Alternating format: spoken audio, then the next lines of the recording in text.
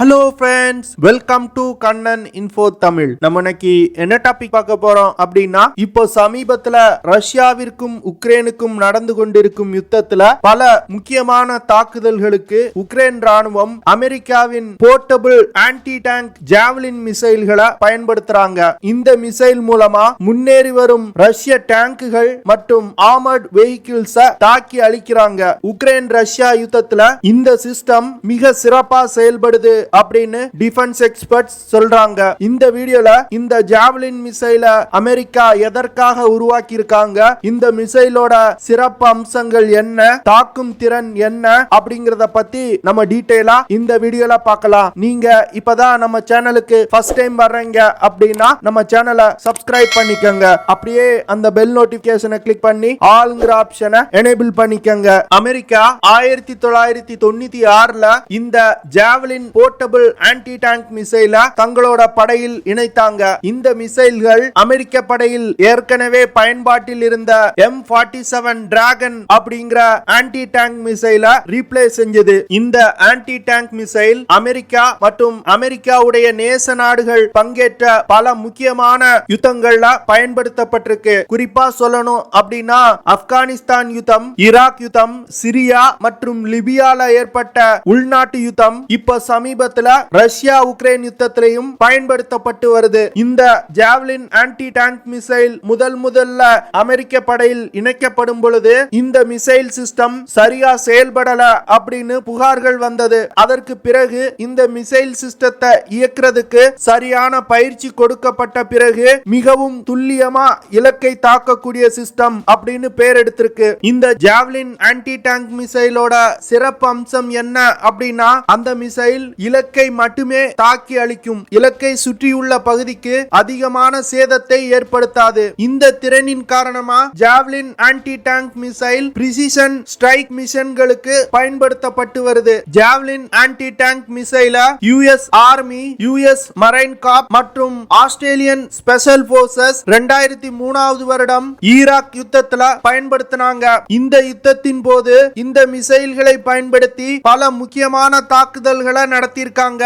Iraq யுத்தத்துல மிகவும் பிரபலமான பேட்டில் ஆஃப் டிசஸ்கஸ் பாஸ் அப்படிங்கிற சண்டையில இந்த ஜாவலின் மிசைல்களை பயன்படுத்தி 2 T-55 tanks, 8 armoured personal careers மற்றும் 4 ட்ரூப் ட்ரக்ஸ் தாக்கி அழிக்கப்பட்டது. இது ஒரு மிகப்பெரிய விஷயம். இந்த மிசைல்களை 2 பேர் இருந்தா போதும் இயக்க முடியும். இந்த ஜாவலின் மிசைல் வச்சிருக்கக்கூடிய 2 வீரர்கள் நூற்றுக்கணக்கான வீரர்களை மறைந்திருந்து தாக்க முடியும். ஸ்ட்ராட்டஜிக்கலா இது ஒரு முக்கியமான விஷயம். இந்த ஜாவலின் ஆன்டி டேங்க் மிசைல United Kingdom, Qatar, Saudi Arabia, Taiwan, Libya, Indonesia போன்ற 22 நாடுகள் பயன்படுத்தி வருது. இந்த ஜாவலின் ஆன்டி டேங்க் மிசைல டிசைன் செய்து மேனுஃபேக்சர் பண்றது ரேத்தியான் மற்றும் லாக்ஹீட் மார்டின் நிறுவனம். இந்த ஜாவலின் ஆன்டி டேங்க் மிசைல 1989ல இருந்து டிசைன் செய்து 1996வது வருடம் அமெரிக்க படையில் இணைக்கப்பட்டது.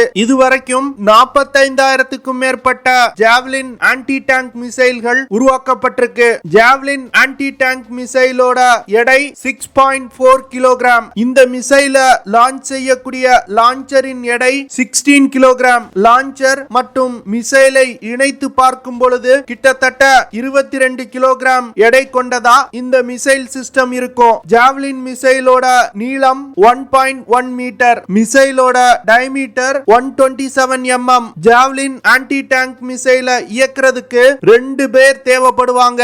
ஜாவலின் ஆன்டி டேங்க் மிசைல்ல 2 வெர்ஷன்கள் இருக்கு. முதல் வெர்ஷன்னால 2.5 கிலோமீட்டர் தூரத்துல உள்ள டார்கெட்டுகளை தாக்கி அழிக்க முடியும். இரண்டாவது வெர்ஷன் எடை குறைவான வெர்ஷன். இந்த வெர்ஷன்னால 4 கிலோமீட்டர் தூரத்துல உள்ள இலக்குகளை துல்லியமா தாக்க முடியும். ஜாவலின் ஆன்டி டேங்க் மிசைல வாகனங்களையும் பொருத்தி லான்ச் செய்ய முடியும். அப்படி வாகனங்கள்ல பொருத்தி லான்ச் செய்யும் பொழுது 4.75 கிலோமீட்டர் தூரத்துல உள்ள இலக்குகளை தாக்க முடியும். ஜாவலின் மிசைல் 8.4 கிலோகிராம் எடை கொண்ட வார்ஹெட்டுகளை சுமந்து சென்று எதிரிகள் மீது தாக்குதல் நடத்தும். ஜாவலின் ஆன்டி டேங்க் மிசைல்ல டாண்டம் சார்ஜ் ஹீட் வார்ஹெட்டுகள் பயன்படுத்தப்படுது. டாண்டம் சார்ஜ் அப்படிங்கிறது ஒரே குண்டுல 2 விதமான வெடிபொருட்கள் இருக்கும். முதல்ல அந்த மிசைல் மிசைல் இலக்கை தாக்கியதும் சக்தி குறைவான வெடிபொருள் வெடிக்கும். இரண்டாவதா அதிக சக்தி கொண்ட வெடிபொருள் வெடித்து டேங்கை சேதப்படுத்தும். அதாவது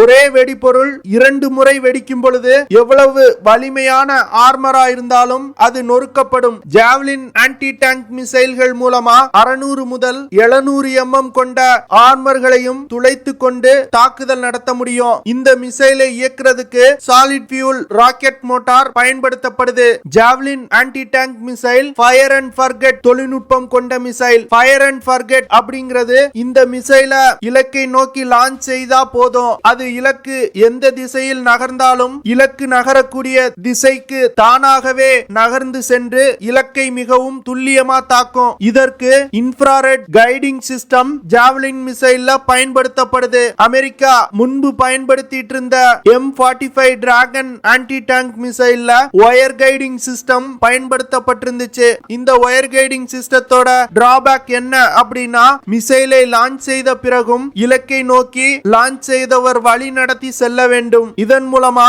இலக்கை தாக்கக்கூடிய சதவீதம் மிகவும் குறைவா இருக்கும். ஜாவ்லின் ஆன்டி டேங்க் மிசைல் அதி தொழில்நுட்பம் கொண்ட டேங்குகளையும் தாக்கி அழிக்கக்கூடியது. ஏன்னா இந்த மிசைல் டேங்கோட மேல் பகுதியில சென்று தாக்குதல் நடத்தும். அப்படி தாக்குதல் நடத்துறதுக்கு காரணம் டேங்கோட மேல் பகுதியில ஆர்மரோட கனம் குறைவா இருக்கும். இதன் மூலமா ஈஸியா எதிரிகளோட டேங்க அழிக்க முடியும். ஜாவ்லின் ஆன்டி டேங்க் மிசைல் கிட்டத்தட்ட 5000க்கும் மேற்பட்ட முறை இலக்கை மிகவும் துல்லியமா தாக்கி இருக்கு.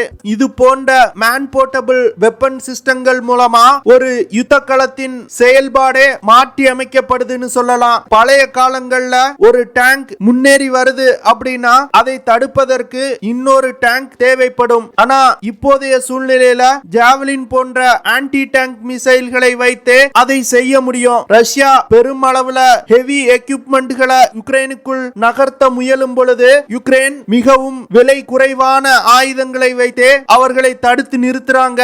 இதே போன்று அர்மேனியா அசர்பைஜான் யுத்தத்துல ட்ரோன்களின் முக்கியத்துவம் தெரிய வந்தது. ரஷ்யா யுக்ரைன் யுத்தத்தின் மூலம் மேன் போர்ட்டபிள் ஆன்டி டேங்க் மிசைல்ஸோட முக்கியத்துவம் தெரிய வந்திருக்கு. வரும் காலங்கள்ல நடக்கக்கூடிய யுத்தங்கள்ல இது போன்ற மேன் போர்ட்டபிள் ஆயுதங்கள் அதிக அளவுல பயன்படுத்தப்படும் அப்படின்னு எதிர்பார்க்கலாம். ஓகே ஃப்ரெண்ட்ஸ், நம்ம வீடியோவோட நிறைவு பகுதிக்கு வந்துட்டோம். இதெல்லாம் தான் நான் உங்ககிட்ட ஷேர் பண்ணணும் அப்படின்னு நினைச்ச விஷயங்கள். ஐ ஹோப் நான் ஷேர் பண்ண விஷயங்கள் உங்களுக்கு பிடிச்சிருக்கும்னு நினைக்கிறேன். அப்படி பிடிச்சிருந்துச்சுன்னா ஷேர் பண்ணுங்க, லைக் பண்ணுங்க, கமெண்ட் பண்ணுங்க.